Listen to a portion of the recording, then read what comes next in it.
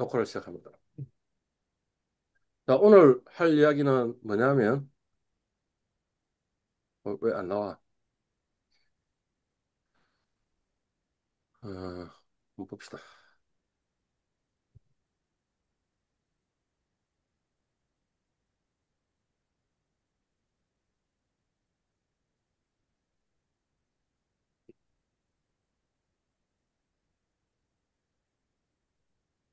어,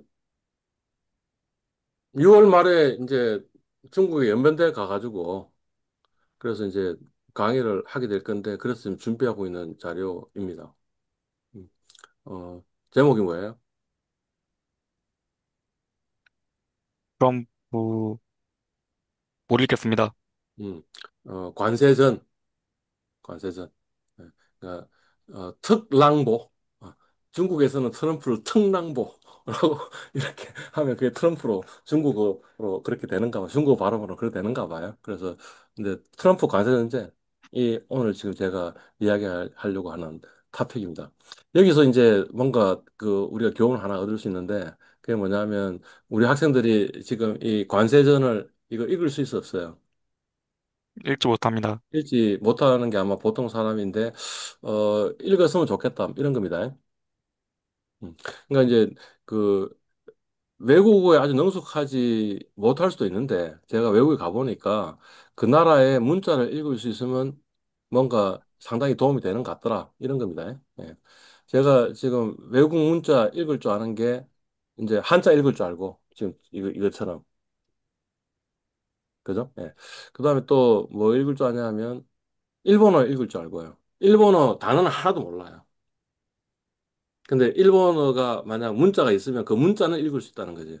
근데 일본어는 그래도 좀 나은 게 뭐 어떤 거냐면 그 일본어도 쓰다가 중간에 한자도 들어가 있잖아. 그러면 사실은 일본어 책 같은 걸 웬만한 건 다 읽을 수 있는 거죠. 주요 용어는 어떻게 돼 있냐면 한자로 돼 있으니까. 그러니까 우리가 한자 문화권이다라는 이야기를 하고 있는 거예요. 그러니까 어쩌면 한국어 책을 읽더라도 사실 그거의 한자가 뭔지를 알고 있으면서 알면 그 뜻을 좀 더 명확하게 알 수 있는 거죠. 그래서 외국의 문자는 웬만하면 아는 게 저는 좋은 것 같아요. 그 이 연변대 수업이 어디서 일어나냐면 훈춘에서 일어나는데 훈춘이 뭐냐면 이 북한하고 러시아하고 국경 도시예요. 국경 도시. 조금만 더 가면 북한이고 조금만 더 가면 러시아인 국경 도시거든요. 그래서 여기에 보면 그 저것도 있어요. 러시아어도 막 적혀 있어요. 그죠? 근데 저도 러시아 단어는 몰라요. 러시아어도 모르고. 근데 단지 뭐냐면 러시아어가 그 이 키릴 문자라고 알파벳하고는 좀 달라요. 발음하는 게. 그래서 뭐만 배웠냐 하면 키릴 문자를 읽을 수 있는 것만 배운 거예요. 근데 그것만 배우더라도 굉장히 유용하더라는 거지. 일본어 단어는 모르지만 일본어를 읽을 수 있는 그것만 공부를 해놔도 일본 가가지고 읽어보면 뭐라고 외국어 외래어를 그렇게 표현해놨잖아요. 가령 키릴 문자도 마찬가지인데 자세히 읽어보니 그게 뭐냐면 레스토랑인 거야. 그러면 내가 그게 어딘지 아는 거야. 음식점인지 알잖아. 라는 거죠. 그러니까 어, 외국어를 많이 공부하지 않더라도 외국의 문자를 좀 이렇게 읽는 건 상당히 유용한 것 같다. 특히 우리는 한자 문화권이니까 한자를 읽는 거는 상당히 중요한 것 같다. 이런 거죠. 그러니까 사실은 이게 간체인데, 그러니까 그래서 더 읽지 못하는 면이 있을 거예요. 예. 이, 우리가 알고 있는 한자는 전체라고 이야기하는 건데, 전체는, 그, 전자도 지금 이 전자가 아니고, 우리가 알고 있는 전자는 다른 전자일 거예요. 그죠? 근데 대략 전체를 알고 있으면 간체도 대략은 읽힌다고. 그래서, 아, 저는 이게 관세전이구나, 이렇게 알 수 있는 거죠. 그러니까, 뭐, 지나가는 이야기인데, 외국어 문자도 공부하고, 그다음 한자 같은 공부해 놓는 게 상당히 유용한 것 같다. 이런 이야기를 하는 겁니다. 네. 여하튼 오늘 토픽은 뭐라고요? 트럼프 트럼프 관세전. 트럼프 관세 전쟁에 관해서 이야기를 하자라는 겁니다. 그러니까 이건 연변대 학생들을 위해서 만들어진 그 자료이지만 사실은 20대 금융 학생들도 알고 있으면 좋을 것 같다라는 의미에서 오늘 이야기하는 겁니다. 네. 투자에 관심 있는 사람이라면 트럼프 관세 전쟁에 관해서 관심을 가져야 된다. 라는 걸 제가 지금 주장하고 있는 거예요. 근데 좀 더 강조하고 싶은 거는 뭐냐 하면 이게 단기 관점이면 별로 안 좋은 것 같다. 그거보다는 오히려 장기 관점에서 트럼프 관세 전쟁을 우리가 어떻게 이해해야 될까 하는 것을 생각해 보는 게 투자에 관심 있는 사람이더라도 유용한 것 같다. 그래서 수미대 금융학부 학생들한테도 이야기하는 거다. 이런 거죠. 그러니까 우리 지금 투자하고 있는 학생들이 있을 거고 그 학생들 중에는 트럼프 관세 전쟁에 대해서 나름대로 열심히 공부하고 있는 친구들도 있을 건데 공부하는 방향이 틀렸을 수도 있다라는 이야기를 하는 거죠. 아마 그 친구들의 관점은 뭐냐면 단기 관점이고 장기 관점이 아닌데 장기 관점으로 이 전쟁을 보아야 한다라는 주장을 지금 제가 하고 있는 거예요. 왼쪽에 있는 게 그 뉴욕타임즈에 나와 있는 그림인데요. 뉴욕타임즈에 나와 있는 이 그림을 보니까 뭐라고 적혀 있는 거예요. 이게 아마 시작이 이 트럼프가 이제 대통령 취임하고 나서 그 이후에 뭐야 미국의 주가가 10% 정도 빠졌다. 요 시점, 요 기사가 나온 시점을 보면 10% 빠졌다라는 거고요. 그죠? 그러니까 그 말은 뭐냐면 10% 빠진 게 트럼프로 인해서 트럼프 관세 전쟁으로 인해서 10% 빠졌을 것이다. 라고 이야기를 하고 이런 거죠. 그러니까 시장의 급락을 야기한 게 주요 원인이 트럼프 관세 전쟁이니 그러면 앞으로 트럼프 관세 전쟁이 어떤 식으로 진행될 것인지를 내가 열심히 공부해 가지고 거기에 대해서 대응을 한다면 예측해서 뭔가 대응한다면 그러면 내가 주식시장에서 돈을 벌 수 있지 않을까라는 생각이 들 수 있겠죠. 네. 네. 그래서 저도 그 한때는 큰일이 터질 때마다 국내외에 있는 모든 신문 기사를 읽기도 했다는 거죠. 특히 2008년 글로벌 금융위기 때 제가 발견한 사실은 뭐 어떤 거냐 하면 사실은 2007년부터 이미 서프라임 모기지 사태에 관해서는 미국 기사에는 굉장히 많은 이야기들이 나오고 있었는데 한국의 신문 기사에는 별로 많이 나오지가 않는 거지. 그러니 2008년 서프라임 모기지 사태가 그렇게 심각하다고 생각을 못 했던 거죠. 저만 못한 게 아니고 사실은 리서치 센터의 그 헤드들, 그러니까 연봉 20억, 30억 버는 사람들도 다 그런 식으로 예측했던 거죠. 이게 큰 일이 아니라고 예측한 거죠. 근데 그 이후에 이제 일이 다 벌어지고 나서 다시 이제 외국 신문 기사들도 막 읽고 해보니까 사실은 그게 아니었다. 2007년만 보더라도 어, 이게 심각한 거라는 걸 알 수 있었으니까 그러면 어, 그 된다. 뭐 이런 생각이 드는 거죠. 그러니까 가령 이를테면 2020년에 코로나 바이러스가 사태가 벌어질 때는 그때는 전 세계에 있는 신문 기사들을 다 열심히 읽고 그다음에 심지어는 코로나 바이러스의 의학적인 어떤 그 전문가들의 의견들 같은 것도 막 읽고 이런 것들을 했는데 지금 와서 이제 느끼는 거는 뭐냐 하니까 그거는 정답이 아닌 것 같다라는 생각이 좀 들기 시작했다라는 거예요. 지금은 대략 어느 정도 하냐면 그런 일을 대신하는 유튜브가 있어요. 그러니까 그 요약, 그러니까 자기가 그 막 엄청난 많은 자료들을 읽고 요약해가지고 하는 유튜브들이 있거든. 그러니 그 유튜브들의 영상, 동영상을 보는 걸로 그냥 대신해요. 그리고 이거를 정확하게 인지해가지고 이게 앞으로 어떻게 이 사태가 벌어질지라는 것을 예측하는 목적으로 하는 게 아니고 그냥 현재 사람들의 마음속에는 이 정도가 있지 않을까 하는 걸 정도 파악하는 정도로 보고 있다. 라는 거예요. 그러니까 제가 옳을 수도 있고 그럴 수도 있는데 현재 저는 그런 식의 결론을 내고 있다라는 거예요. 그러니까 사실은 막 하루 종일 열심히 트럼프 관세 전쟁에 대해서 공부하는 게 별로 그렇게 도움이 되는 것 같지가 않다. 이런 주식 투자의 관점에서 본다면. 자, 왜 그렇게 생각하느냐 하는 거에 대해서 이제 이야기를 하려고 요거를 갖고 온 거예요. 요 그림은 저 로버트 실러 예일대 교수인데 로버트 실러 교수가 2012년에 노벨 경제상을 받았죠. 노벨 경제상을 받으면 노벨 경제학 그 상 받은 사람들은 항상 그 상 받은 자리에 가가지고 이제 수상 그 이 강의를 하거든.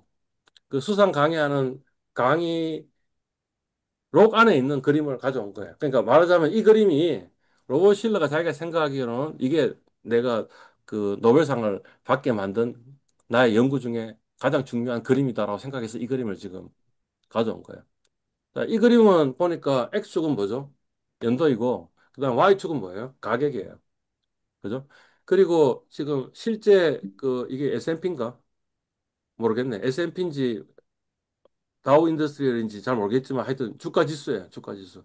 주가 지수는 이렇게 움직였고, 그죠? 여기 지금 점선하고 점선이 두 개 있는데 이 점선 두 개는 뭐냐면 그 미래의 주가를 우리가 완벽하게 알고 있다. 우리는 이미 세월이 지났으니까 지금 10년 후에 아니면 30년 후에 주가를 알 수 있잖아요. 그 30년 주가를 알고 있고, 그 다음에 그 30년 동안, 10년 동안 이 배당이 어떻게 바뀌었는지도 알고 있으니까 그걸 가지고 추산해서 이제 그 현재 가치를 구해 보니까 이 펀더멘탈은 이렇게 움직였더라라는 거지. 그러면 이 그림에서 우리가 알 수 있는 게 뭐예요? 펀더멘탈 움직인 것에 비해서 주가의 움직임은 훨씬 더 벗어난다라는 것을 알 수 있고 굉장히 주가는 급변동하고 있고 펀더멘탈 주변에 있긴 한데 펀더멘탈에서 급변하는 일들이 다반사로 일어나고 있고 그죠? 펀더멘탈은 그보다 훨씬 더 완만하게 뭔가 움직이고 있다라는 걸 알 수 있죠. 그죠? 그래서 이제 그 실러의 그 노벨상을 받게 만든 원 논문이 요 논문인데 실러 1981년 AR에 실린 논문인데 그 논문에서 이제 구해 보면 어 R 스퀘어 하는 게 이제 이 우리 X 변수의 설명하는 정도이잖아요. 그러니까 1 마이너스 R 스퀘어가 뭐냐면 설명 못하는 정도. 설명 못하는 정도가 펀더멘털이 설명 못하는 정도가 한 84%에서 92% 되더라. 이런 이야기예요. 그러니까 이런 거죠.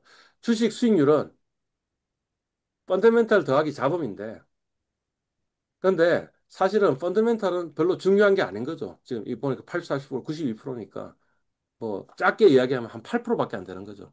그리고 사실은 나머지는 뭐 어떤 거예요? 자본들이라는 거지. 그래서 그걸 보고 이 로브 실러가 뭐라 그랬냐면 excessive volatility라고 이렇게 얘기했어요. 과다 변동성이라고 이야기된 거죠. 사실은 이 논문이 이 로브 실러가 조교수 시절에 썼던 논문인데 이 논문이 노벨상을 받게 만든 가장 중요한 논문 중에 하나인 것 같아요. 제가 봐도. 음, 그런 것 같아요. 그러니까 이제 우리는 어떻게 생각하냐면 이렇게 생각하는 거죠. 주가가 변동을 했으면 주가 변동한 걸 전부 다 설명하려고 하는 거지. 오늘 주가가 올랐어. 10% 올랐어. 그러면 이것 때문에 올랐다라고 이유를 갖다 붙이려고 하는 거지. 근데 사실은 아닐 수가 있다는 거지. 10% 올란 게 사실은 잡음에 의해서 올란 거고. 그러니까 사실은 그것 때문에 이유라고 이야기할 수가 없는데 그걸 이유라고 생각할 가능성이 있다. 이런 겁니다. 음. 그걸 투자의 대가들도 역시 마찬가지로 이야기를 하고 있어요. 이를테면 워렌 버핏 같은 경우에는 뭐라고 얘기했냐면 이렇게 얘기합니다. 단기적으로 시장은 뭐라고? 투표 기계야. 보팅 머신, 투표 기계. 그렇지만 장기적으로는 뭐예요? 체중계야라는 거죠. 그러니까 사실은 주가는 뭐에 의해서 움직이냐면 체중에 의해서 움직이는데 이 주식시장은 사실은 뭐냐면 단기 순위, 어닝에 의해서 움직일 건데 그게 펀더멘탈일 건데 그런데 단기적인 움직임을 본다면 사람들은 휘딱까딱 한다는 거지. 휘딱까딱 해가지고 뭐예요? 마치 투표해가지고 좀 매력적이라고 생각했다가 또 매력적이 없다고 생각해서 이 펀더멘탈 주의를 아주 급하게 스윙하고 있는 모습이다라는 거지. 그게 이제 요게 이야기를 하고 있는 거고 그게 사실은 제가 왜 이제는 이 매일매일에 대해서 그렇게 심각하게 고민하지 않는 이유인 거죠. 음. 뭐 또 다른 대가 벤자민 그레인 같은 경우 뭐라고 얘기했냐면 이 저 미스터 마켓 시장 C는 뭐예요? 바이폴라 페이션트가 있으니까 조울증 환자. 어느 날은 조증이야. 어느 날은 울증이야. 그래서 어느 날은 굉장히 기분이 좋아가지고 아주 비싼 가격인데 사겠다고 나서기도 하고 어느 날은 뭐예요? 울증이 돼가지고 아주 싼 가격으로 팔겠다고 나서기도 하니 그러니 합리적인 내가 어떻게 하면 되겠어요? 울증일 때는 시장으로부터 내가 사고 조증일 때는 시장에 내가 팔면 그러면 내가 돈을 벌 수 있지 않겠냐라는 게 이제 벤자민 그레임의 이야기인 거예요. 또 다른 투자 대가인 피트 린치는 뭐라 그랬냐? 이렇게 이야기했습니다. 당신이 이 경제를 예측하기 위해서 1년에 13분을 쓴다면, 그러면 당신은 10분을 낭비한 것이다. 그러니까 무슨 말이냐면, 이 경제를 예측하려고 하지 말아라. 거시 경제에 대해서 관심을 가지지 말아라. 라는 거죠. 그런데 사실은 우리 매일매일 신문, 오늘의 시장 하는 신문 기사 있잖아요. 그 신문 기사 보면, 어떻게 나와 있어요? 어떻게 나와 있냐면, 오늘은 어떻게 어떻게 해서 되고, 오늘은 또 어떻게 어떻게 해서 됐다라고 이야기하면서 뭔가 이유를 갖다 붙이는 거죠. 그러니까, 지금 현재는 뭐냐면 트럼프 관세 전쟁이 시장을 완전히 좌지우지하는 것처럼 보이는 거죠. 그죠? 근데 사실은 시장이 움직이고 있는 거는 반드시 트럼프 관세 전쟁만 있는 거는 아니고, 그다음 또 하나는 뭐예요? 트럼프 관세 전쟁이 어떻게 진행될지는 아무도 모르는 거죠. 뭐 또 다른 예를 들까요? 우크라이나, 러시아 전쟁이 벌어졌단 말이지. 그리고 대부분의 사람들은 맨 처음에 어떻게 예측했어요? 조만간에 러시아가 우크라이나를 이길 것이다라고 예측한 거죠. 근데 지금 몇 년이 지났어요. 몇 년이 지났는데 아직까지도 휴전이 안 벌어지고 있잖아요. 그러니까 사실은 미래를 예측하는 게 굉장히 힘들다라는 거예요. 근데 먼 미래까지 다 예측한 것처럼 생각해가 주가는 막 움직이잖아요. 근데 사실은 그 중에 상당 부분은 잡음이지 실제 펀더멘털을 반영한 게 아닐 가능성이 높은 것 같다라는 거죠. 우리가 거시경제학이 거시경제가 뭔가 주가에 굉장히 중요한 그인 것처럼 느껴지는데 왜 중요한 것처럼 느껴지냐 하면 아니 기업의 당기순이익이 펀더멘탈이 매일매일 바뀌겠어요. 근데 주가는 매일매일 움직이잖아. 그럼 매일매일 움직이는 걸 뭐라고 이야기? 특히 시장 전체를 놔둬놓고 오늘 주가가 올라갔습니다. 시장 전체는 오늘 주가가 떨어졌다라고 하면 뭐가 이야기했어요? 아, 뭐 거시경제 지표 뭐가 이렇게 됐어. 거시경제 지표가 뭐가 저렇게 됐어. 이렇게 하는 건데 그거는 뭐냐면 사실은 정확하게 이해하면 사후에 그 이유를 갖다 붙이는 거죠. 그러니까 생각보다는 거시경제에 대해서 많이 이해한다고 해가지고 어, 주식 투자에 성공하는 것이 아닐 것 같다. 그러니까 대략 그 신문 기사에 오늘의 시장에 대해서 신문 기사 나오면 이게 대략 어떤 의미인지 알 수 있는 정도의 지식만 갖고 있으면 되는 거고 그걸 정확하게 디테일을 알고 앞으로 어떤 일이 벌어질 것이다라는 걸 예측하고 그 예측에 근거해가 투자하는 것은 잘못된 것 같다. 뭐 이런 겁니다. 예. 아니 그러면 트럼프 관선장은 몰라도 되는 거네. 라고 생각하면 아니다라는 건 이제 주장하려고 하는 거죠. 지금 여기 나와 있는 거는 연도별로 수익률을 나타났는데 왼쪽에는 S&P 500이고 한국 오른쪽은 뭐냐면 코스피네요. 그죠? 그리고 연도별로 S&P 500이 코스피를 이긴 해들을 지금 노란색으로 지금 제가 하이라이트 해놨네요. 그죠? 그러면 우리 흔히 알고 있는 것 중에 하나 뭐냐면 어, 지금 무수히 많은 사람들이 한국장에 투자 안 하고 미국장 가서 투자를 하고 있잖아요. 그죠? 그러니까 그 말이 뭐냐면 미국장에 투자하는 게 더 좋아라고 얘기하는 건데 사실은 과거의 역사를 보면 그렇지가 않더라 하는 걸 이 표에서 알 수 있는 거죠. 뭐냐면 미국장이 한국장보다 좋아요라는 건 언제부터? 2010년 이후는 그런 것 같다라는 거지. 2010년부터 2020년까지 11년인데 11년 중에 뭐예요? 미국장이 좋았던 게 8번이나 있으니까 미국장이 좋은 게 맞는 거죠. 근데 그거는 2010년 이후의 이야기이고 2010년 이전으로 이야기하면 2000년부터 2009년까지 본다면 뭐예요? 미국장이 좋았던 거는 10년 중에 하나, 둘, 셋, 넷, 네 번밖에 안 된다고. 그러니까 2000년대에는 한국장에 투자하는 게 훨씬 좋은 수익을 올렸다는 거예요. 그죠? 그러면 사실은 이런 걸 좀 생각해 봐야 되는 거죠. 어떤 걸 생각해 보냐면 왜 2000년대에는 한국장이 더 좋았는데 2010년 이후에는 미국장이 더 좋을까? 그리고 2025년 올해로서 만약 본다면 그러면 앞으로는 한국장이 더 좋을까? 미국장이 더 좋을까? 구조적으로. 그리고 만약 트럼프 관세전이 중요하다면 우리가 관심을 가져야 된다면 사실은 뭐 어떤 거냐면 요 사건이 혹시 구조적인 변화를 야기시키는 그런 거 아닐까? 그러니까 좀 더 장기적인 시각에서 이 사건이 가지고 있는 의미를 파악하려고 해야지 앞으로 하루 후에, 앞으로 일주일 후에 주가가 어떤 식으로, 그러니까 관세 전쟁이 어떤 식으로 진행이 돼서 주가가 어떻게 진행될 거라고 예측하는 것은 별로 좋은 게 아닌 것 같다라는 게 이제 제 생각이다. 라는 거죠. 어, 항상 급락장세를 한번 보는 거는 좋은 것 같다라는 거죠. 이 왼쪽에 있는 그림은 뭐예요? 뭐냐면, 지난 100년 동안에 굉장히 급락했던 그 시점들을 지금 나열을 해놓은 거고요.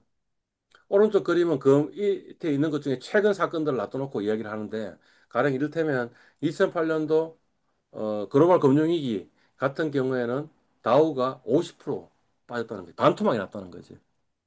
그죠? 그 다음에 또 뭐예요? 어, 어,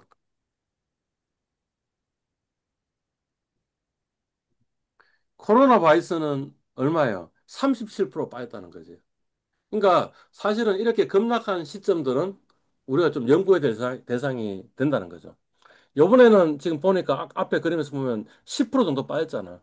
그지? 그럼 이 10% 급락에서 시장은, 시장 사람들은 어떻게 행동하고 있는지를 내가 좀 연구를 할 필요가 있는 거죠. 그리고 나는 이때 어떻게 행동해야 되는가 하는 나의 행동 규칙을 만들어 놔야 되는 거죠. 그러려면 과거에 급락했던 시기를 연구할 필요는 있는 것 같다. 이렇게 되는 거죠. 그죠? 그래서 이제 뭐냐면 뭐 이런 생각을 좀 했다는 거. 앞으로 할 이야기를 좀 정리해 보면 이런 거죠. 트럼프가 미친놈일까? 어떤 사람들은 트럼프가 미친 사람이다라고 얘기하는 사람도 있죠. 근데 만약 그러다면 미국 사람들은 미친놈 아니야? 이렇게 얘기할 수도 있는 거 아니에요. 왜냐하면 미친놈을 대통령으로 뽑았으니까. 근데 그거는 좀 아닌 것 같다라는 생각이 드는 거죠. 그러니까 아마 어쩌면 정확하게 트럼프가 시대 정신을 반영하고 있을 거라는 거죠. 이 시대는 트럼프 같은 사람을 원했기 때문에 미국에서 트럼프가 대통령이 됐을 거다라고 생각하는 게 맞는 거지. 그냥 미친놈이니까 저 사람의 이야기를 저 사람이 앞으로 어떻게 될지 그거는 아무도 모른다라고 이야기하는 거는 별로 좋은 건 아닌 것 같다라는 거고. 그래서 이렇게 저렇게 체크해 보니 아, 이게 이 사람이 사실은 시대 정신을 반영해서 나타난 사람이다라는 생각이 든다는 거죠. 왼쪽에 있는 거는 뭐죠? 이게 저 뭐지? 로즈 가든에서 뭐냐면 우리가 세금을 이 정도 매겨야 됩니다라고 이야기하면서 나온 건데 그중에 중요한 게 뭐냐면 이 상호관세. 인 거죠, 그죠? 상호관세.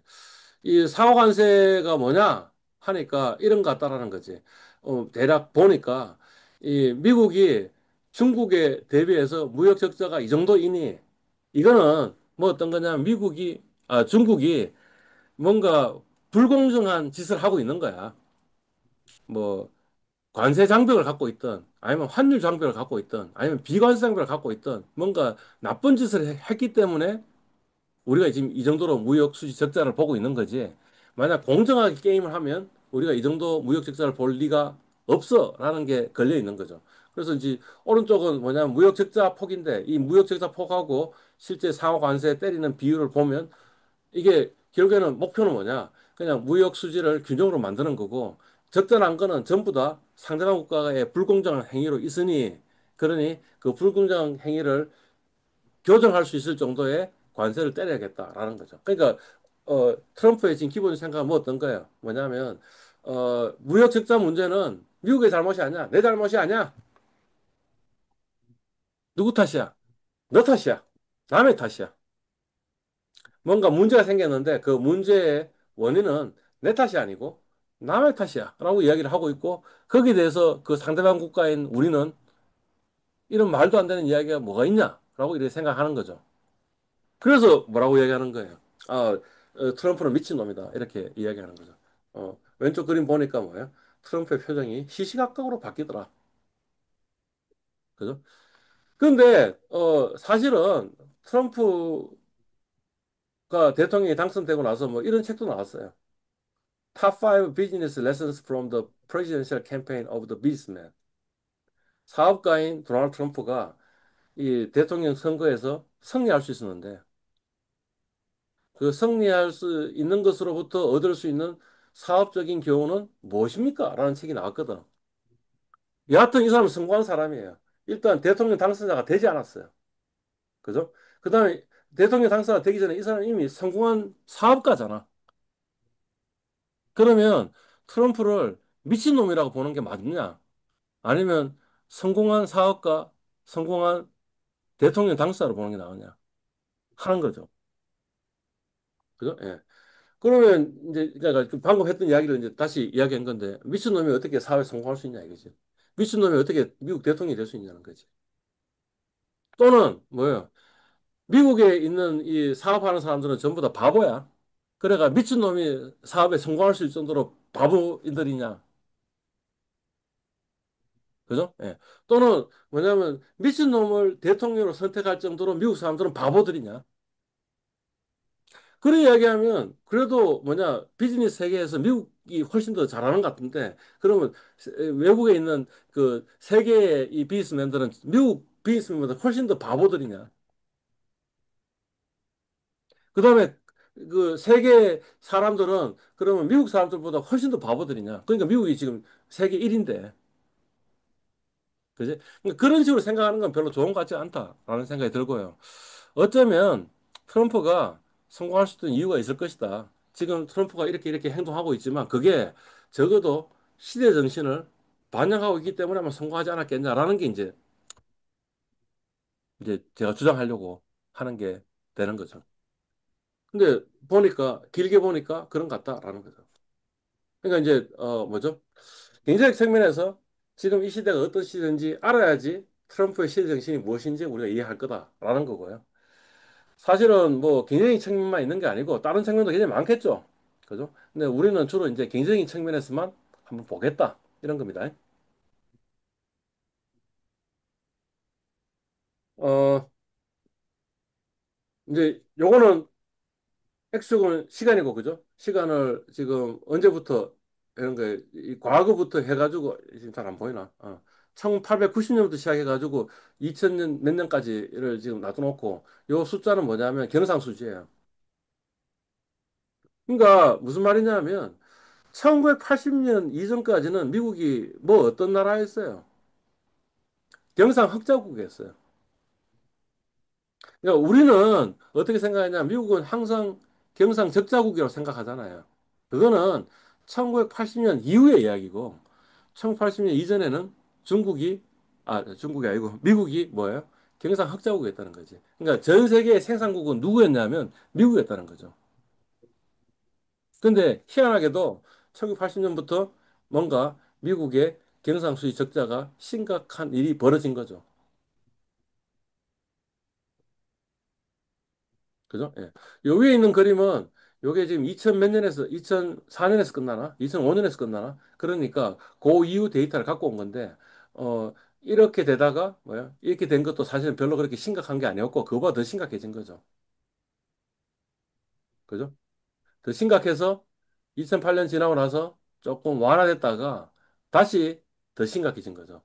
요거는 언제겠어요? 2020년 이후겠죠. 그러니까 코로나 바이러스가 일어나면서 코비드 19 사태가 일어나면서 미국의 경상수 적자는 훨씬 더 심각했습니다라는 걸 보여주는 그림이죠. 여하튼 미국의 이 무역 수지 또는 경상 수지의 적자는 1980년 이후부터의 현상입니다라는 것을 이야기를 하고 있는 거죠. 경상 수지 적자만 있는 건 무역 수지 적자만 있는 건 아니고 재정 적자도 있다는 거죠. 그러니까 정부가 쓰는 돈이 더 많은 거죠.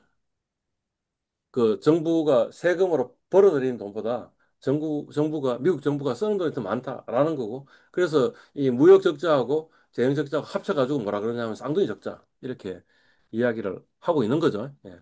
그러니까 이때는 사실은 이 저 재정 적자가 많은 게 당연한 거죠.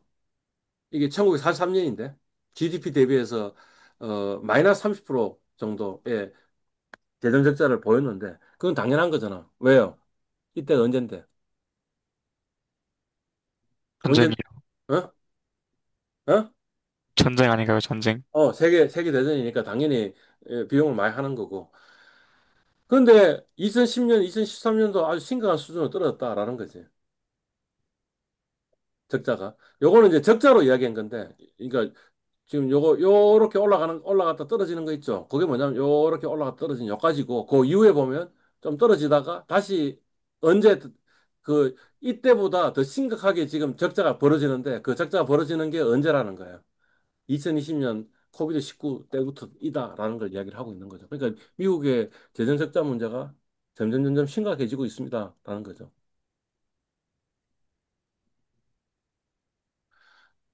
그러니까 그 재정 적자라는 게 뭐였어요? 세수보다 세출이 더 많은 거였는데 그러면 당연히 미국 정부가 가지고 있는 부채가 많을 거고 미국 정부가 굉장히 부채를 많이 갖고 있습니다라는 이야기를 하고 있는 거죠. 그러니까 레이건 이전에 1조 정도였는데 시간이 지나가면서 어떻게 된 거예요? 점점 늘어가지고 이제 브라크 오바마까지만 해놨는데 미국 부채가 이렇게 매 대통령 시절에 이렇게 많아졌습니다라는 이야기를 하고 있는 거고요. 왼쪽은 뭐죠? 이게 누굴 갖고 있냐 한데 14조 중에 3조 6천억 정도만 미국 국민이 기업이 갖고 있고 뭐예요? 이 4.5조 원을 누가 갖고 있다고? 누가 갖고 있냐면 외국이 갖고 있다라는 거죠. 그러니까 그 비율이 어느 정도냐면 31%다라는 거죠. 그러니까 사실 심각한 거죠. 만약 미국에 대한 믿음이 사라지는 순간 미국 국채를 사람들이 팔아버리면 그러면 미국은 곧바로 망해버리는 그런 일이 벌어질 수 있는 거죠. 31% 사고 있는 사람들이 다 팔고 나가버리면. 그죠? 이렇게 부채가 많이 늘어난 것 때문에 실제로 이미 어떤 일이 벌어진 거죠. 그게 뭐냐면 2011년에 8월 5일 날 이 이제 신용평가 회사죠. S&P 스탠더드 푸어스라는 그 회사가 미국 국채의 신용 등급을 강등시킨 거죠. 그게 뭐냐면 이 S&P가 1941년에 만들어졌는데 만들어지고 나서 최초인 거죠. 그죠? 예. 그러고 나서 이게 막 굉장히 큰 일이 벌어진 거죠. 큰 일이 벌어졌고 8월 5일 날 강등시켰는데 8월 23일 날 이 사람이 이제 S&P의 수장이었는데 샤마라는 사람이었는데 이 사람이 사임했어요. 그러니까 이 사건이 얼마나 대단한 사건인지 알 수 있는 거죠. 그죠? 예. 이 사건의 여파가 어떻게 되느냐 하면 유럽으로 넘어갔다 이런 거죠. 미국의 국채 신용평가 신용 등급이 하락하니까 강등시키니까 그러니까 사람들이 갑자기 생각이 바뀐 거죠. 뭐냐 하면 야 미국이 이 정도로 문제가 된다면 유럽 국채는 거의 쓰레기 수준 아니냐 이런 거지. 그 중에서도 훨씬 더 쓰레기가 있는데 그게 뭐냐면 그리스 국채라는 거지. 그러니까 그리스 국채가 갑자기 사람들이 막 팔아 제끼는 그런 일들이 벌어지고 그게 뭐냐면 그래서 물론 유로존이 해체되지는 않았지만 거의 해체될 뻔한 데까지 간 거죠. 그리스가 이 EU에서 저 떠나야 된다. 그래서 그걸 그렉시트 이렇게 얘기했잖아요. 그죠? 아, 물론 영국은 이미 떠났는데 브렉시트인데 그렉시트도 있어야 된다. 뭐 이런 이야기가 그때 있었던 거죠. 위기는 항상 있어 왔다라는 거죠. 지금 이 이제 1981년부터 2009년을 보니까 그죠? 예. 빨간색이 이 신흥시장이고 파란색이 이 선진시장인데 위기는 매 순간순간 있어 왔고 그 말은 어쩌면 이 국제경제 질서가 사실은 그렇게 완벽한 건 아니라는 거지. 뭔가 결함이 있다는 거지. 뭔가 결함이 있고 그 결함의 결과 이런 일들이 벌어진 거 아니냐라고 생각해 볼 수 있는 거죠. 위기하면 우리가 가장 그 우리한테는 생생한 거는 요거죠, 그죠? 요 아시아 위기. 예. 97년에 우리나라도 망했다 이런 거죠, 그죠? 그래서 97년 한국이 망해서 한국 위기라고 이야기하는데 우리는 그렇게 표현 잘 안 하죠. 뭐라고 이야기하냐면 IMF 위기 이렇게 이야기하는 거죠. 90년에 한국 위기 때 본인은 세상에 있었어요, 없었어요? 없었습니다. 없었어요. 오케이. 그럼 97년 한국 위기에 대해서 좀 알아요? 어, 대충은 알고 있습니다. 어떻게 무엇을 통해서 알고 있어요? 역사책을 통해서? 아니면 뭐 어디 어떻게 해서 알고 있어요? 뭐 역사책이나 수업 시간에 배운 그런 경제 시간에? 내용들. 아니면 뭐 어느 시간에? 역사 시간에도 이거를 배운 기억이 있습니다. 음. 근데 사실 우리 역사 시간에 그 삼국시대를 배운단 말이야. 근데 삼국시를 배우면서 내가 생생하게 느껴져, 안 느껴져?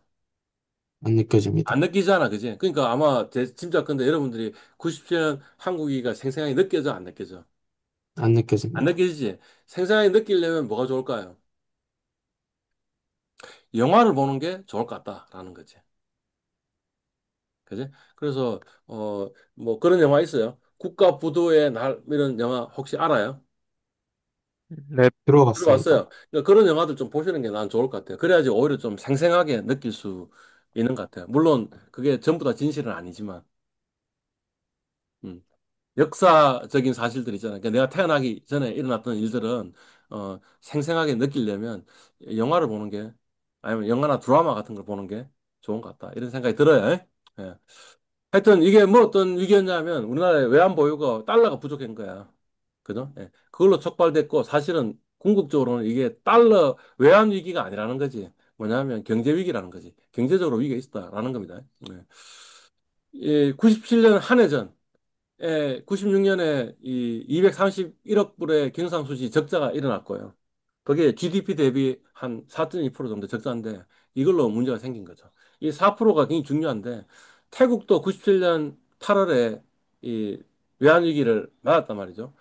근데 그것도 뭐냐면 GDP 대비 4% 정도 적자예요. 그러니까 4%가 넘어가면 그 나라가 좀 특히 신흥 국가들은 견디기가 힘들다. 라는 거고요. 231억 불이 모자랐으니까 IMF에서 한 210억 불 정도 주겠다라고 약속하면서 이제 이 문제가 이제 좀 일단락되는 면이 있었던 거죠. 그죠? 예. 98년도에도 사실 적자가 났어요. 얼마 났냐면 400억 달러 적자 났는데, 근데 99년에 250억 흑자가 났어요. 그 다음에 2000년에 100억 적자가 났어요. 그 다음에부터 줄줄이 흑자가 났거든요. 그래서 한 2, 3년 만에 이전에 적자 문제는 다 해결할 수 있을 정도였어요. 지금 와서 우리나라 외환 보유고 놔둬놓고 본다면 사실 뭐 231억 불의 경상수지 적자 뭐 아니면 뭐 이 400억 달러의 국제수지 적자 이런 거는 사실 그렇게 큰 돈도 아니었는데라는 생각도 드는 거죠.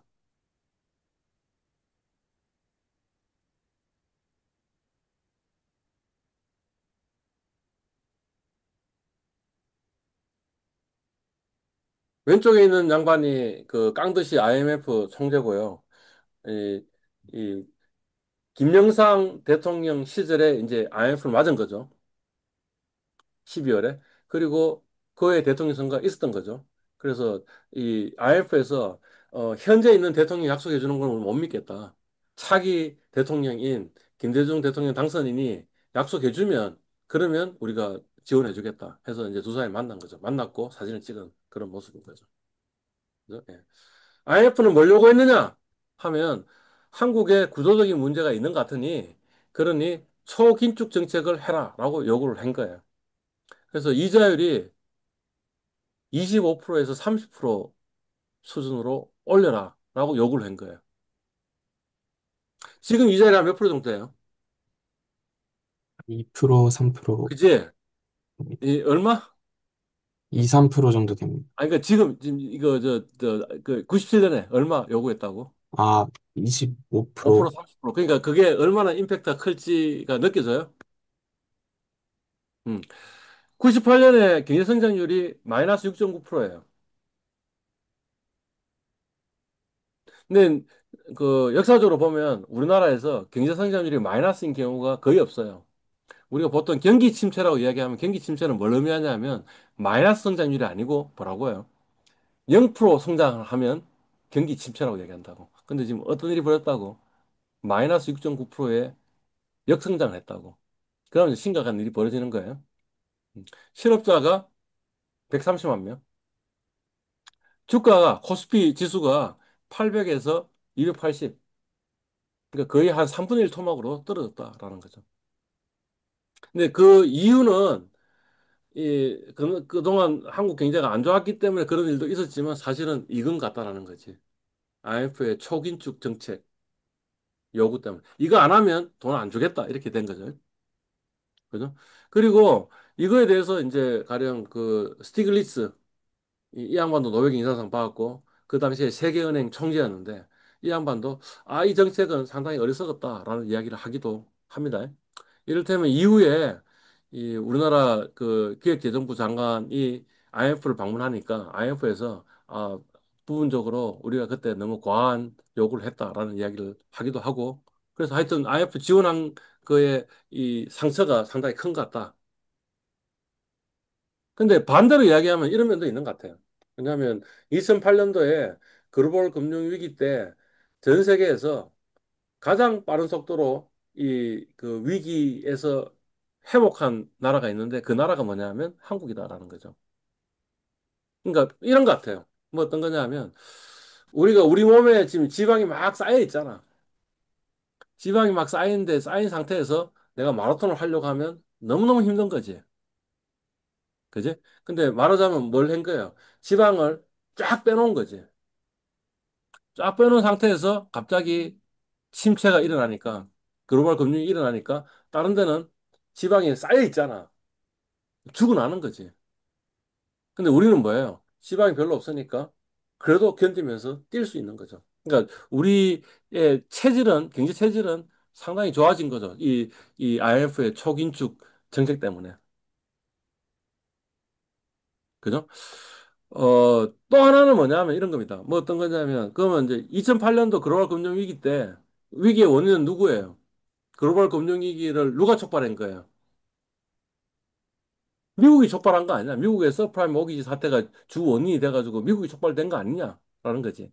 그죠? 근데 미국은 그 문제를 어떻게 해결했냐? 우리 한국은 어떻게 해결했어요? 요구를 하기를, IMF에서 요구하기를, 뭐라고 요구한 거예요? 너가 지금 경기 체질이 안 좋은 것 같으니 체질을 바꿔라! 라고 처방을 한 거 아니야. 그래서 쭉 빼라. 좀 뭔가 힘들더라도 그 힘든 걸 감내하고 구조를 조정해야 된다라고 지금 요구해 놓은 거고, 막상 자기들이 뭔가 문제가 생기니 병이 나니까 어떻게 한 거야? 상처는 안 드러내고 그냥 약만 먹인 거죠.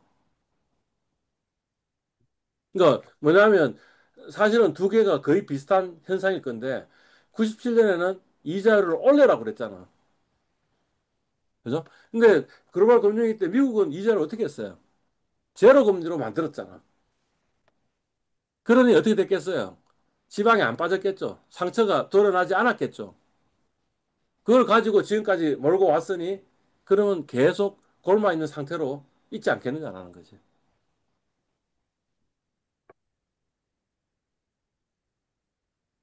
2008년은 우리나라한테 상당히 그 97년 다시 연상하게 만들어졌어요. 2008년에 태어나 있었어요. 네, 음. 몇 살이었는데? 3살이었습니다. 아, 그러니까 별로 감이 없었겠네. 그러니까 2008년도 뭐 영화 같은 게 있으면 영화를 좀 봐야 돼. 우리나라 영화는 없는 것 같고 미국 영화들은 꽤 있어요. 꽤 있어요. 그러니까 그런 영화들 좀 보시면 좋을 것 같아요. 어. 경상수지가 적자가 마이너스 64억 달러, 자본수지가 마이너스 500억 달러. 8월까지는 달러가 플러스 200억 달러였는데, 근데 9월부터 12월까지 700억 달러 나가니까, 그죠? 예. 경상수지 적자가 역시 마찬가지로 또다시 뭐예요? 굉장히 뭔가 심각한 일이 벌어지고요. 그러니까 이제 한국의 단기 외채 문제나 아니면 은행 건전성에 대해서 이제 외국에서 지적하기 시작하는 거죠. 유럽 언론들이 뭐라 그러냐 하면 아주 아프게 비판하는 거죠. 한국은 여전히 문제가 있는 것 같다라고 했고 사실 그 문제 어떻게 해결됐냐 하면 미국과 통화 수합을 통해 가지고 해결된 거죠. 좀 불안했는데 불안한 걸 해결한 거죠. 이 통화 수합하는 게 뭐 어떤 거냐 하면 한국이 원화를 발행해요. 미국이 달러화를 발행해요. 그래서 일정 기간 동안 서로 맞바꾸자 하는 게 통화 수합이에요. 그러니까 지금 이 문제도 역시 마찬가지로 달러 부족으로 일어난 거니 그러니까 어떻게 하겠다고 달러를 무한정으로 공급하겠다는 거지. 왜냐하면 한국도 원하는 발권할 수 있는 국가잖아. 미국도 달러는 발권할 수 있는 국가니 미국과 통화 수합하면 무제한적으로 달러가 올 수 있으니 97년 같은 외환위기는 오지 않을 거야. 그러니 한국이 안정될 수 있을 거야. 라고 하면서 이제 뭔가 불안들이 해소가 됐더라라는 거죠. 아래에 있는 그림이 한국의 외환보유고 그림입니다. 예, 외환보유 그림이고, 뭐야? 97년에 이래 가다가 적자가 일어나니까 외화가, 달러가 빠져나갔을 거 아니야. 그러니까 요만큼 떨어진 거예요. 그러니까 별로 그렇게 심각한 이슈가 아닌 거죠. 그 이후에 우리는 어떻게 했어요? 이 외환보유가 중요하다 하는 교훈을 얻은 거 아니야? 그러니까 뭐야? 이 정도로 급속도로 외환보유를 늘린 거죠. 늘렸다가 2008년도에 어떻게 된 거예요? 역시 마찬가지 600억이 쫙 빠지는 일이 벌어졌고, 그러니까 사실은 이때하고 비교해 보면 엄청나게 여유가 있는 거죠.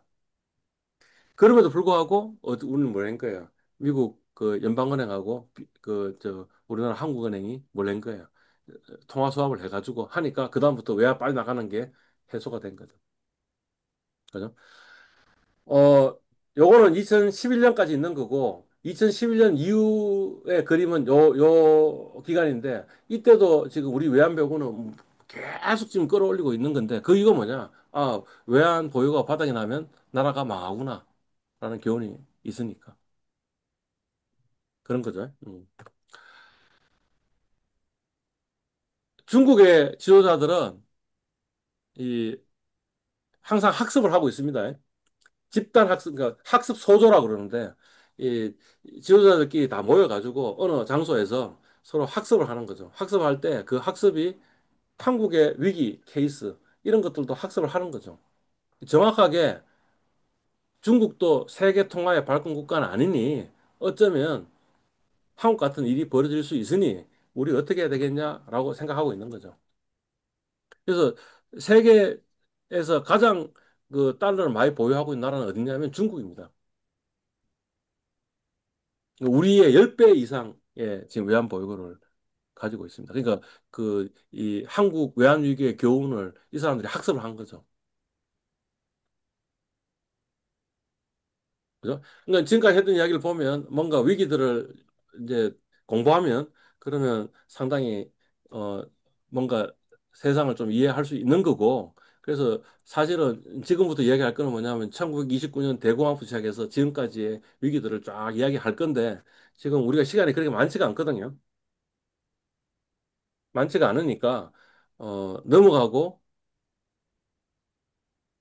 결론만 이야기하고 그다음에 저 파워포인트도 제공할 테니까 한번 보면서 이, 이 1929년의 대공황은 뭐 어떤 거고 이런 것들을 한 번씩 알아보는 거는 우리한테 굉장히 유용한 것 같다. 만약 주식 투자하는 사람이라면 이 위기 때 주식시장은 어떤 일이 벌어졌고 사람들은 어떻게 행동했고 나는 어떻게 행동하는 게 옳을까라는 것을 한번 교훈을 얻는 게 매우 매우 중요하다라는 그런 이야기입니다. 일단 한 5분 쉬고 다시 합시다. 네. 5분 쉬겠습니다.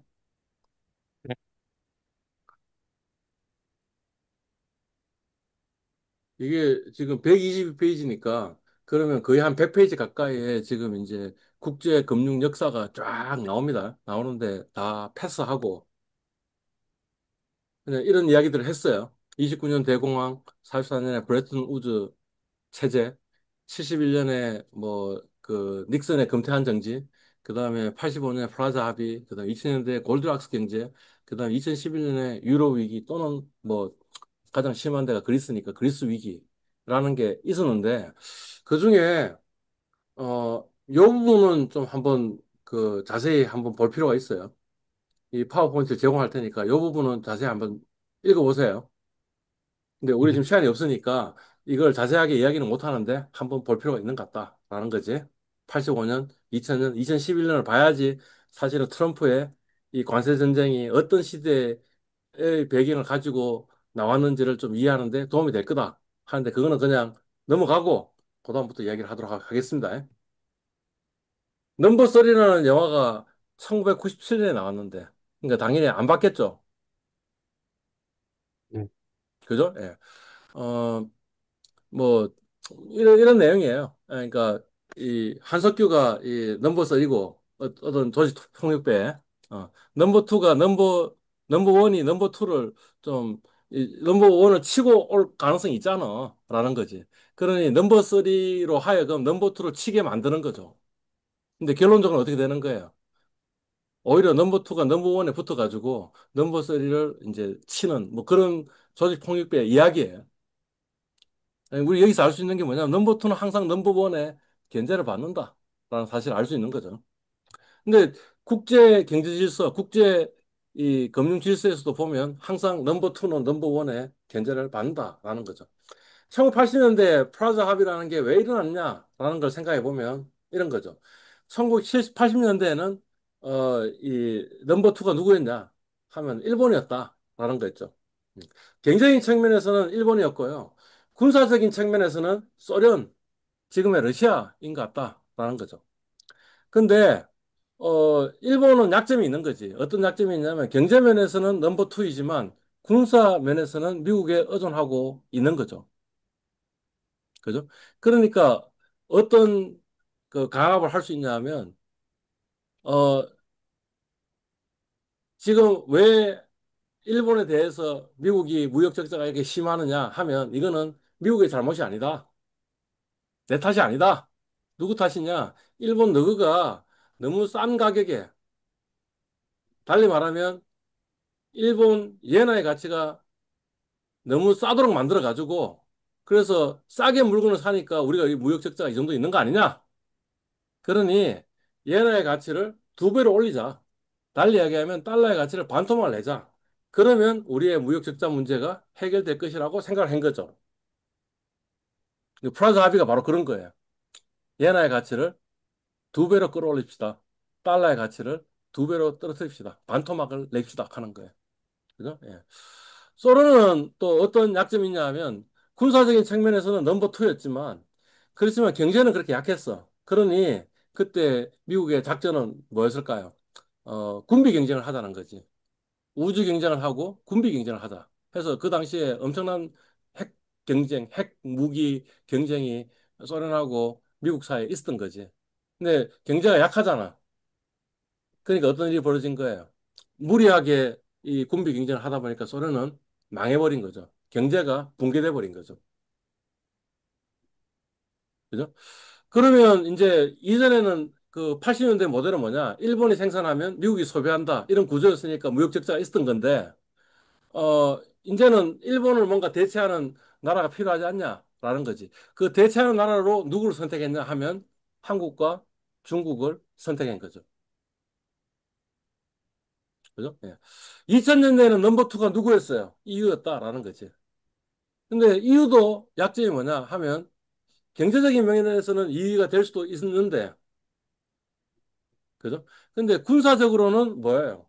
미국에 의존을 하고 있는 거죠. 나토는 사실상 미국이 돈을 대 가지고 만들어진 군대이니까. 그죠? 그러니까 역시 마찬가지로 일본처럼 처리할 수 있는 가능성이 좀 있는 거죠. 뿐만 아니고 이유는 기본적으로 구조적 문제가 있는 것 같다라는 거지. 어떤 문제, 경제적으로 본다면 통화 정책은 통합이 돼 있죠.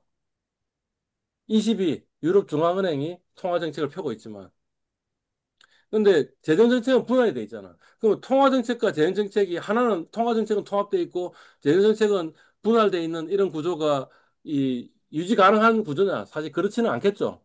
원래 재정 정책과 통화 정책은 같이 움직여야 되는데. 그죠? 더더욱이 뭐 어떤 게 있어요. 주권은 또 분할돼 있잖아. 각 나라들이 자기 주권을 가지고 있고 그래서 각 나라가 다 동의해야지만 뭔가 EU가 어떤 행동을 할 수 있도록 만들어 놓은 거잖아요.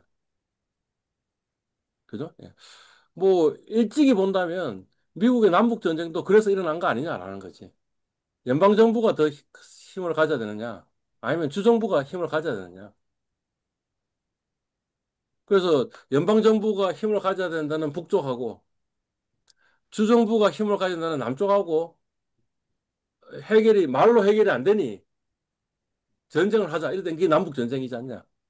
그래서 그 남북 전쟁에서 누가 이겼냐면 북이 이기지 않았냐. 그래서 이 힘을 누가 더 많이 가지게 된 거예요. 연방 정부가 많이 가지게 되고 그럼으로써 지금의 미국이 있는 거 아니냐. 근데 말하자면 EU 같은 경우에는 각 국가들이 뭐예요? 주정부의 역할을 하고 있고 이 EU의 그 통일 정부가 연방 정부인데 주정부의 힘이 너무 센 거지. 그러니 뭐냐면 EU는 어차피 구조적으로 넘버 투도 되기 힘든 상황이고 그 문제가 이 나타나는 게 뭐냐면 EU 위기 아니냐, 유로 위기 아니냐라는 거죠. 2020년대에는 누가 넘버 투예요? 중국이다라는 거지. 그죠? 예. 근데 중국은 조금 다른 것 같다라는 거지. 경제 면에서도 넘버 투인 것 같고, 군사 면에서도 넘버 투 아니냐라는 거지. 원래 미국의 기본적인 생각은 이런 거였던 것 같아요. 뭐 어떤 거였냐면, 지금은 사회주의 체제가 유지되지만, 뭔가 소득 수준이 올라가면, 그러면 이 체제가 붕괴되지 않겠냐. 사회주의 체제가 붕괴되지 않겠냐. 그러면 그 와중에 중국이 흔들릴 거니까. 그러면 문제가 되지 않지 않냐라는 생각을 좀 했던 것 같아요. 그죠? 마치 한국의 소득 수준이 올라가니까 1988년 정도 돼가지고 87년 정도 돼가지고 뭐예요? 뭔가 민주화라는 게 일어나고 그 사이에 한국은 주춤하는 거죠. 주춤하게 되고 그의 결과가 마지막에 딱 드러난 게 97년 한국 위기인 것 같거든요. 그러니까 아마 중국도 그래서 주춤하게 되니까 우리 1위의 자리는 공고할 거니까 별 문제 없을 거야라고 생각을 한 거죠. 또 하나는 뭐예요? 또 하나는 뭐냐면 그래도 우리는 하이테크는 우리가 갖고 있어. 그러니까 중국은 로테크만 해. 그래서 중국의 로테크로 생산한 거를 우리한테 팔면 우리는 무역 적자가 있지만 대신에 우리 하이테크가 있으니까 그 하이테크로 중국을 마치 이런 거죠. 한국에서 이 60년대, 70년대 남산만큼 이 운동화를 생산해서 미국에 수출하면 미국에서 팬텀기 한 대만 딱 갖다 주면 그러면 무역 균형이 일어난단 말이지. 팬텀기는 우리가 갖고 있으니 그러니 한국이 신발 열심히 생산해서 우리한테 좀 제공해 싸게. 그런 식의 생각을 갖고 있었는데 어라 그게 아닌 거지. 아니 중국에서 뭐예요? 하이테크도 하겠다고 나선 거 아니야. 그죠? 그리고 자기들이 갖고 있는 하이테크인 IT 기업들이 중국에 진출하는 걸 중국에서 막겠다는 거 아니야. 그러니까 자기 계산대로 안 되는 거지. 그래서 어쩌면 세월이 조금 더 지나고 나면 그러면 우리가 1위 자리를 내놓아야 될 수도 있겠네. 넘버 투가 넘버 원이 되겠네. 라는 생각이 있지 않느냐라는 거지. 야, 그래서 이제 뭐 어떤 일이 벌어진 거야. 아, 네가 하이테크에서 할 수 없으니 반도체는 너희들한테 안 주겠다. 이런 거잖아, 지금. 그죠? 예. 그래서 그 미국의 반도체법 보면 뭐예요? 10년간 안보 의료국에는 반도체 투자나 연구 참여를 하지 마라. 그게 어 비단 미국 기업에만 요구하는 게 아니고 뭐예요? 다른 모든 기업에 요구하는 거 아니야. 그래서 한국 기업이 중국에다가 공장 짓지 말고 중국에다가 R&D 하지 말아라 라고 이야기하고 있는 거죠. 아니, 그러니까 안보 우려국이 뭐냐면 중국, 러시아, 이란. 그러니까 중국에서는 또 뭐 가지고 나서는 거예요. 뭐가 나서냐면 히토류까지 나서는 거죠. 히토류는 중국이 전 세계를 장악하고 있으니 그러면 우리 히토류, 너가 반도체 수출 안 하면 우리도 히토류 수출하지 않겠다. 그러니까 이런 거죠. 뭐 어떤 거예요. 하이테크는 미국이 하고 로테크는 중국이 한다고 역할 분담을 하면 좋을 것 같았는데 그죠? 근데 그거를 안 하고 중국은 뭐예요? 우리는 과학 기술도 세계 1위가 되겠다. 과기 굴기하겠다라고 지금 나선 거죠. 그러니까 이제 갈등이 생기게 되는 거죠. 중국의 GDP는 미국 GDP의 2021년도로 보면 16.86 트릴리언, 예. 미국은 22.94 트릴리언, 그러니까 한 73% 수준까지 성장했다. 이런 거죠. 그러니까 넘버 투로 성장한 거죠. 지금. 80년부터 2050년까지를 보면 1980년대에는 중국은 몇이었냐면 1위, 2위, 3위, 4위, 5위, 6위, 7위, 8위. 그죠? 1990년대에는 10위네, 10위. 그죠? 2000년도에는 1위, 2위, 3위, 4위, 5위, 6위, 다시 6위로 되돌아갔다가 2010년이 되니까 2위가 됐지만 격차가 굉장히 컸던 거지. 그죠? 2020년이 되니까 턱밑같이 쏟아온 거지. 그리고 이런 추세대로 간다면 어떤 일이 벌어지는 거예요? 2030년에는 중국이 미국을 앞지를 거다라고 지금 예상이 되고 있다는 거지. 2040년이 되면 중국하고 미국의 격차가 늘어날 것이고, 2050년이 되면 미국은 인도에게도 추월당해가지고 3위 경제 대국으로 될 것이다라는 게 있는 거죠. 그죠? 예. 그리고 사실은 방금 이야기한 거는 명목으로 이야기한 거고, 만약 물가까지 고려한다면 중국은 이미 세계 1위예요. 실질로 표현하면 중국은 37.07 트릴리언이고, 그 다음에 뭐예요? 미국은 29.17 트릴리언이니까 이미 중국이 실질로 만약 본다면, 그러면 이미 세계 1위 국가가 된 거죠. 그러니까 1위 국가가 2위 국가를 때리는 것을 거세게 해야 될 필요가 있는 거죠. 이대로 간다면 더 이상 미 제국이 유지될 수는 없는 것 같다라는 생각을 한 거죠. 그죠? 예. 다음 전쟁은 뭐가 될 거냐라고 생각하면 아마 에너지 전쟁이 될 것 같다. 이런 이야기를 한 거예요. 이 차트는 보니까 뭐예요? 지금, 어, 그 중국의 이 반은 중국의 GDP고, 그다음에 빨간색은 중국의 이 에너지 소비고, 중국의 경제가 성장하면 성장할수록 에너지가 더 많이 필요하고, 중국이 자급자족할 수는 없고, 이런 거죠. 음. 어, 이 화석 연료 같은 경우에 중국이 이 정도 지금 차지하고 있다. 그죠? 예. 에너지 소비를 보면 중국이 전 세계의 26.1%를 지금 소비를 하고 있으니까 다음 전쟁은 지금은 관세 전쟁이지만 다음 전쟁은 에너지 전쟁이 될 것 같다. 그죠? 예. 이거는 뭐예요? 지금 빨간색이 뭐냐면 전력이 부족한 지역. 그러니까 아마 전력 전쟁이 될 것이다. 중국은 계속 경제 성장하면서 전력이 여전히 모자라는 그런 일들이 벌어질 것이다. 다음 전쟁이 만약 벌어진다면 그거는 식량 전쟁인 것 같다라는 거죠. 그죠? 요거는 뭐냐면 중국의 이 수입, 수출하는 국가가 어디냐라는 건데 1위가 어디냐면 뭐예요? 브라질? 예, 브라질이고요. 근데 미국도 작지 않은 거죠. 그 다음이 미국 2위거든요. 그러니까 아마 중국에서, 미국에서 중국에 수출하는 물량을 억제해가지고 뭔가 전쟁을 치를 것 같다라는 생각이 드는 거죠. 또 다른 거는 물전쟁일 것 같다. 중국에서 경제가 성장하면서 물이 부족한 일들이 벌어지고 있는 것 같다. 가장 심각한 지역은 베이징, 인근인 것 같다. 이런 거죠, 그죠? 무기 전쟁도 아마 있을 거다라는 거죠, 그죠? 예. 여기 지금 이 세계에서 이 뭐죠? 그냥 그 실질로 계산해가지고 무기를 가장 많이 그 지출하는 무기 지출하는 게 미국이고 2위가 중국이다. 지금 이 그 원의 크기는 인구수인 것 같고요, 그죠? 예. 또는 뭐죠? GDP로 이야기한다면 1위가 미국이고, 물론 작은 나라도 있는데, 이제 유의미한 나라로 여기서 1위가 미국이고, 그 다음에, 인도가 오히려 중국보다 지금 GDP 대비해서는 무기 지출을 훨씬 더 많이 하고 있고, 중국이 인도 다음 정도 되는 것 같다라는 걸 이야기를 하고 있으니까, 뭐 아마 군비 경쟁도 아마 일어날 것 같다라는 생각이 드는 거죠. 어, 그러니까 우리는 이런 생각을 하잖아요. 앞으로도 미국이 계속 세계 1위를 할 것 같다라는 생각을 하는데 역사적으로 본다면 망하지 않은 제국은 없다. 이런 거죠. 제국 중에 가장 오랜 역사를 유지한 거는 로마 제국인데 1500년이다. 두 번째로 오래 한 거는 중국의 주왕조인데 그것도 790년이다. 영국, 영제국이 세계의 1위 자리를 가진 것도 100년밖에 안 된다.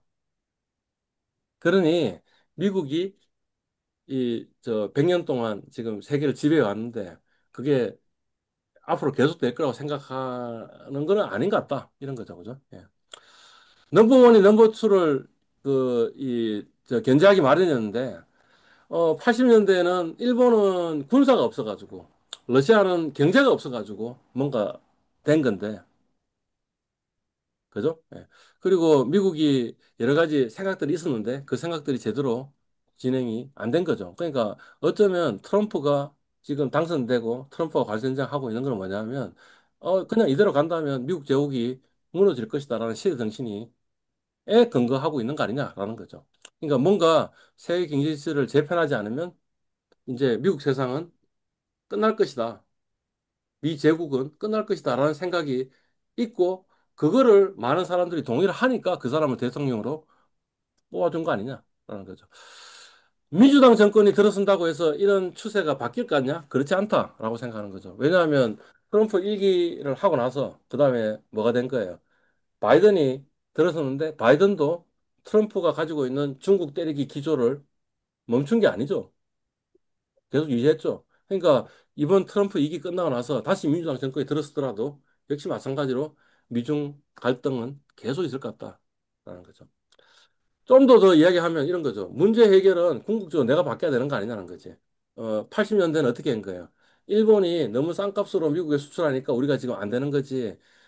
우리 그냥 공정하게 경쟁했으면 될 거야. 그러니까 환율을 그 엔화의 가치를 두 배로 떨어져 올리면 그러면 우리 무역 균형이 해결될 거라고 했는데 무역 균형이 해결됐냐고라는 거죠.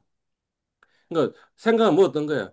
소니의 가격을 두 배로 올리면 그러면 제너럴 일렉트릭의 매출이 늘어나 가지고 그래서 아마 무역 균형이 일어날 거라고 생각했는데 그게 아니고 어떤 일이 벌어진 거예요. 삼성의 매출이 올라간 거죠. 그죠? 그다음에 도요타의 가격을 두 배로 올리면 그러면 GM의 매출이 늘어날 거라고 생각했는데 그게 아니었고 무슨 이야기가 일이 벌어진 거예요. 현대차의 매출이 두 배로 늘어난 거죠. 그러니까 그 말은 뭐냐 하면 사실은 궁극적으로 뭐에 문제가 있는 거예요. 미국의 제조업의 경쟁력에 문제가 있다는 소리예요. 미국 사람들은 별로 일도 안 하고 많이 먹고 있다는 거지. 많이 벌어가지고. 자기가 일하는 것보다 훨씬 더 많이 벌고 있는 거고.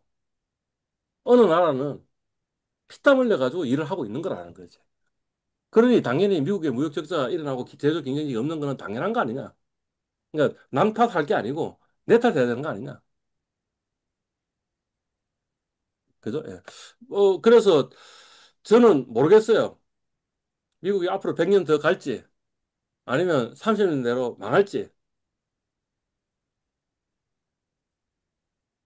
근데 그 시간이 굉장히 짧을 것 같다는 생각이 많이 드는 거죠. 그죠? 그러니까 금융학부 학생들도 한번 생각을 해봐야 되는 거죠. 지금 현재 시대 정신이 이런 거고 미국에서는 굉장히 이런 위기감을 느끼고 있으니 그러면 어 적어도 뭐 중국이 지원이 되는 그런 세상은 아니더라도 중국이 G2가 되는 세상을 좀 생각해 봐야 되는 거죠. 그러니까 그런 면에서 본다면 캐나다 어학연수는 거의 다 가는데 중국 어학연수는 10명도 안 가는 그런 일은 뭔가 잘못됐다라고 나는 생각하는 거죠. 마찬가지로 이 연변대 학생들도 내가 지원인 의 시민이니까 지원에 걸맞는 뭔가 준비를 해야 되지 않겠냐 그런 거죠. 그러니까 아마 짐작컨대 우리도 시대 정신 가지고 살아가야겠다라는 게 이제 결론이 되겠죠. 혹시 질문 있어요? 너무 시간이 많이 지났지? 끝내겠습니다. 네, 네, 네. 수고하셨습니다. 네. 고맙습니다.